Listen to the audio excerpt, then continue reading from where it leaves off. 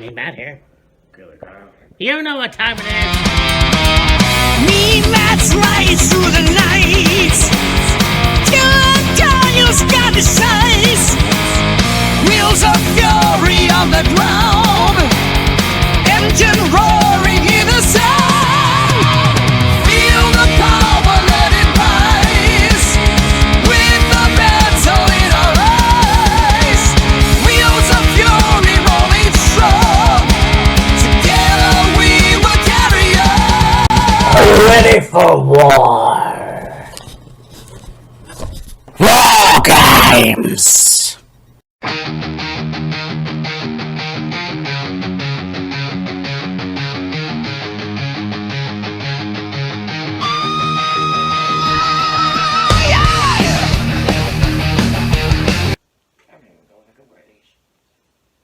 Oh, I forgot about the arm. Yeah, it works. Yeah. Hey, me, Matt here. This is Killer Kyle. And it's that time again.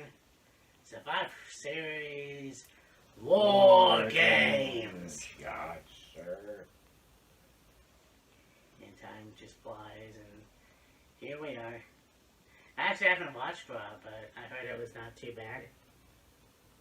Yeah, it was too bad. There's a couple of things that happened from watching a few things that I want to talk about during this video. Nothing bad, just, well, one's funny, and the other one is like, okay, if you weren't ready for war games, this would have got you ready for war games. Oh, I know. I can't wait for that speech. Yeah, that was kind of funny. We'll get to it when we get to it. Yeah.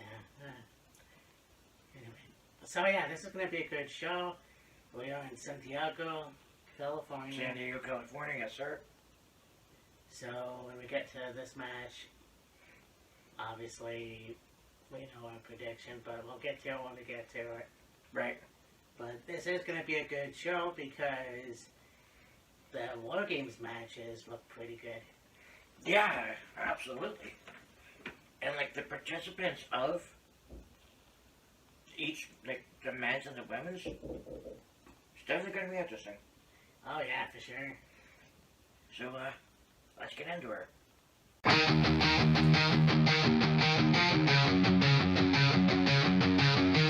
So, we're going to have a rematch for the Intercontinental Championship as John Cena defends the title against Dominic Mysterio.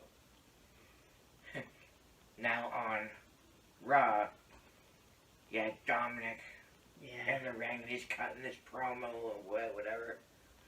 They were in, where were they Monday? Oklahoma, I think? Something like that. And Dom's cutting this promo. Oh, John's not here. He doesn't want to be in this company or whatever else he said. Right? I'm going to be Cena at Survivor Series and I'm going to win back the Intercontinental title, whatever.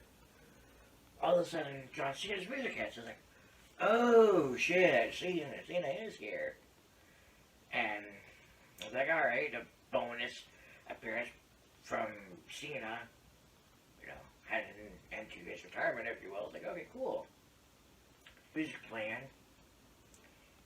And it's like, alright, where's Cena? Then all of a sudden, this little person goes walking it, dressed up like Cena, and doing his whole entrance and whatever, and there was even a little person dressed up like Stu, the cameraman. Oh, I heard about that. Huh.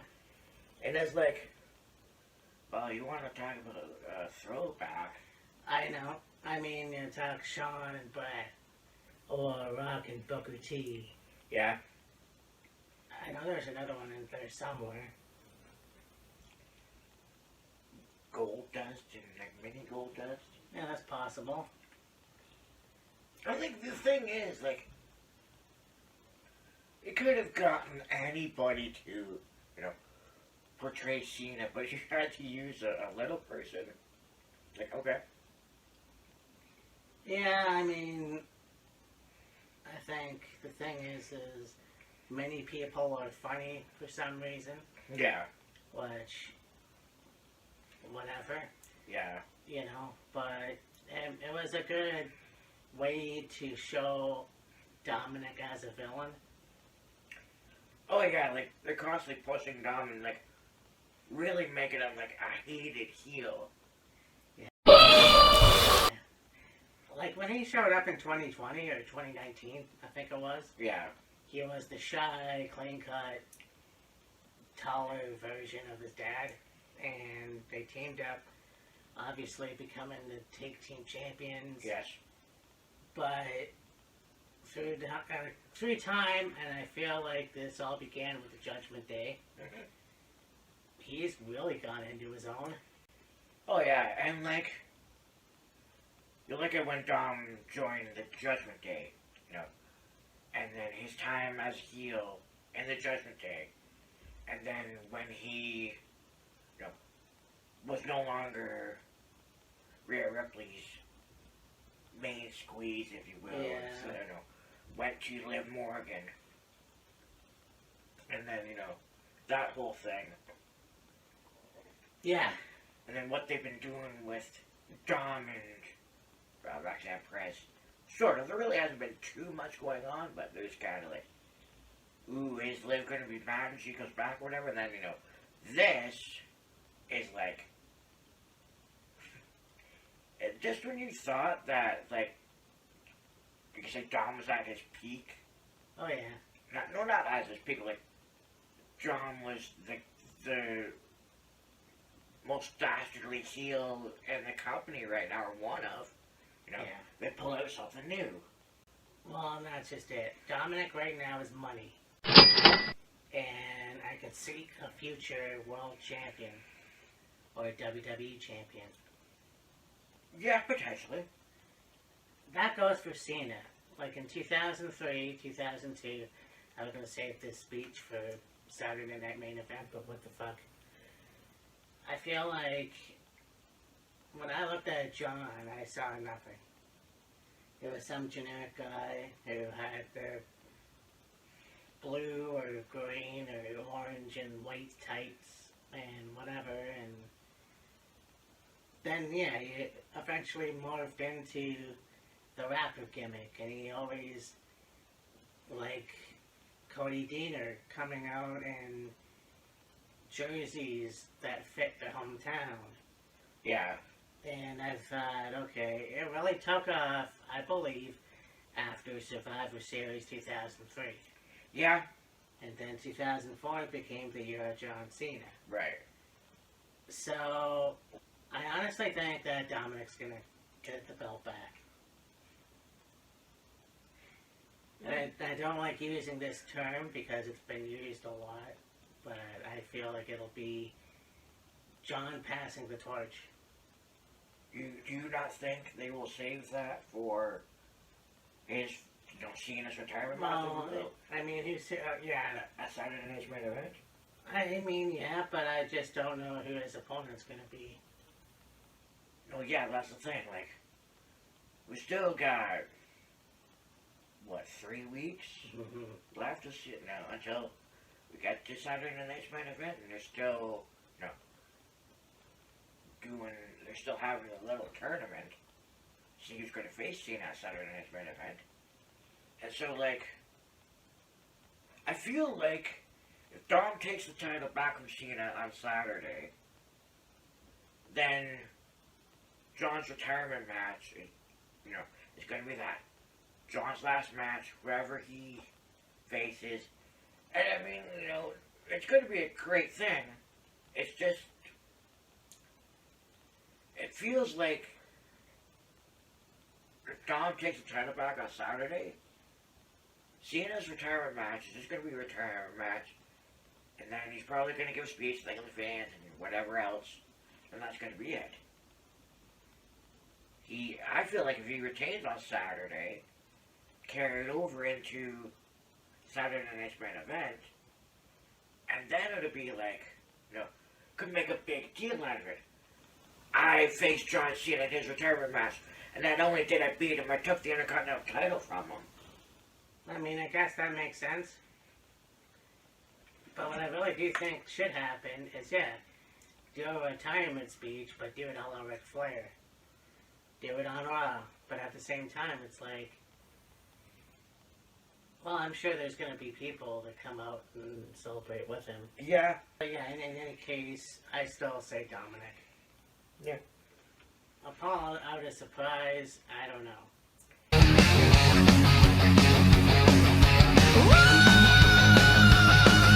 Have for the Women's World Championship, Stephanie McMahon taking on Nikki Bella. I was watching Maven Huffman's video analyzing Nikki versus Becky Right.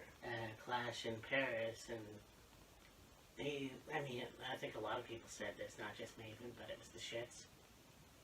Yeah. I mean, since Nikki's come back, when a lot of wrestlers come back, you kind of wonder, okay, is it ring rust? I don't know. I don't think Nikki is going to take the title. That's all I'm saying. Yeah, not likely. I mean, there's a rumor that Brady will come back, and if that's true, then that would be awesome, Right. because they can actually go for the Women's World Take Team titles. Yeah.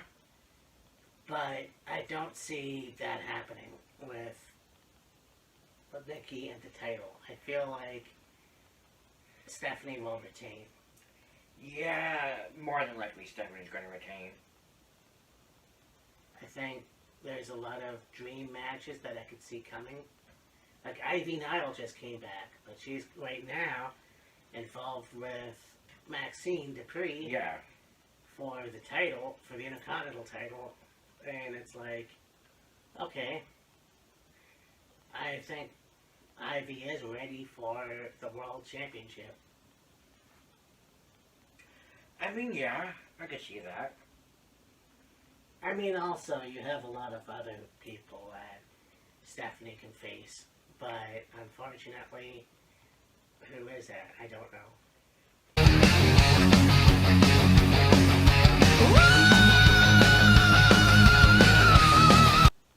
We got the Women's War Games match. You have Rhea Ripley, Io Sky, Alexa Bliss, Charlotte Flair, and AJ Lee taking on Nia Jax, Last Legend, the Kabuki Warriors, and Becky Lynch. Very cool. Yeah. And again, I have to watch that speech that was on Raw, but I like to take Alexa Bliss and then AJ Lee and just, anyway. So, yeah, I feel like, I don't know, I could see Team Kabuki Warriors go over. And the reason why, I mean, there's two reasons. I don't know if, I don't know. Okay, maybe there's one reason. I think that Charlotte's gonna go rogue. I mean, probably. Think of the history that she's had with Asuka. Well, yeah. I mean, who else is on that team again? I mean, you got, Kabuki Warriors, Becky, Nia Jax, Last Legend. So she's had history with Asuka. She was the tag team champions. She used to be friends with Becky. I'm not sure how close they really are anymore. And with Nia Jax, not quite sure myself. But knowing Charlotte, I mean, she's really a good baby face in the last few months. Right. I don't think she's comfortable in that role myself, but Well, I mean, I feel like it took her a bit to come into her own as a face, but I think she's done a fairly good job. that's fair. I mean, she's not a great heel, but she's not a terrible heel either. She's not a great baby face, but she's not a terrible baby face either. No, and she's not hamming it in, Yeah. or phoning it in, rather, Yeah. which is a great thing. But, I I mean, we'll see. I want to be proven wrong here. That's the problem with wrestlers who come back also, is that give them a title. Yeah. It would have been nice to see Nikki with the Intercontinental Women's title, but it is what it is, and that, whatever. Yeah. I mean, with AJ, she should have gotten the title. Well, she did have it around her waist at one point. But, give her something. Yeah. I mean, at the same time, we didn't really give Trish a lot either. No. She had some good matches. Oh, yeah. I mean, if you want to count when, was it Trish and, or no, was that Lita? Yeah, no, it was Lita and somebody was the Women's Tag Team Champion. Yeah. Then Trish took her place. Yeah. Yeah, anyways. Yeah. No, it was Becky. Becky, or, yeah. Yeah, Becky and Lita. Yeah. Still, it was, yeah. So. The sun melts steel in San Diego's haze. So now we go over to the men's side of things. We have CM Punk, Cody Rhodes, the Usos, and Roman Reigns taking on The Vision, Logan Paul, Drew McIntyre, and Brock Lesnar. Now, on Monday, Cody comes out and he gives a really good, angry promo, if you will. He goes, Drew McIntyre, I thought I was done with you. I don't want to be done with you at all. Bronson Reed, you're probably the best member of that group. You're not going to realize it until you're looking up at the lights. Braun Breaker, it's been historically shown that a Steiner is never better than a Rhodes. And Brock Lesnar, remember, last time you and I were in the ring together, last time you were here or whatever, I beat you, not once, but twice. In my opinion, what really would have sealed it to, if you weren't amped up for, ready for War Games, this would have put it over the top. Cody goes, War Games, the match beyond, is not just a match, it's my damn birthright. Because, as we know and we've talked about, his dad was in a number of them. His dad was in the first one, and his dad was the one that basically created the match. Hell yeah. Then you have the main event be the Usos taking on Drew McIntyre and I think it was Logan Paul for a War Games advantage. And it descends into chaos. You got Braun Breaker, Bronson Reed, everybody else getting involved, right? And then you have, Punk, Cody, the Usos, Roman in the ring. You got Drew, you got Bronson Reed, Braun Breaker, and Logan Paul all, outside the ring, the bottom of the entrance-way. Brock's music hits. He comes strolling out, doing his whole thing, right? Takes off his hat. And right he's about to do the whole thing where he lowers his arms, and the power goes off, he fucking slips and falls. And then he does a back roll, stands up, of course, he's fucking laughing. Yeah. Him is laughing too.